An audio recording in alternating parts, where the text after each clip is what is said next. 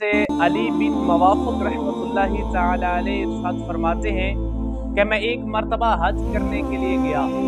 जब मैंने हज कर लिया, तवाफ़ ज़ियारत कर लिया, तो मैंने हजर अस्वद का बोसा लिया। कहते हैं जब मैंने हजर अस्वद का बोसा ले लिया तो उसके बाद मैंने 2 रकात नवाज़े तवाफ़ अदा की। कहते हैं उसके बाद मैं खाना काबा की दीवार के साथ बैठ गया और मैं रोता रहा और अपने रब्बे करीम की बारगाह में अर्ज़ की कि या मालिक मौला, मैंने न जाने खाना काबा के कितने चक्कर लगा लिए, लेकिन या मालिक मौला मुझे इस बात का इल्म नहीं है कि मेरा हज कबूल है कि नहीं है। या मालिक मौला मुझे इस बात का इल्म होगा कि मेरा हज कबूल है कि नहीं कबूल।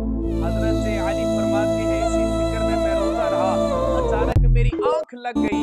हज़रत फरमाते हैं अली बिन मवाफ़िक़ रहमतुल्लाह ताला अब फरमाते हैं गैब से एक आवाज़ आई, ए अली क्या तू अपने घर में उसे नहीं बुलाता जिससे तू मोहब्बत करता है।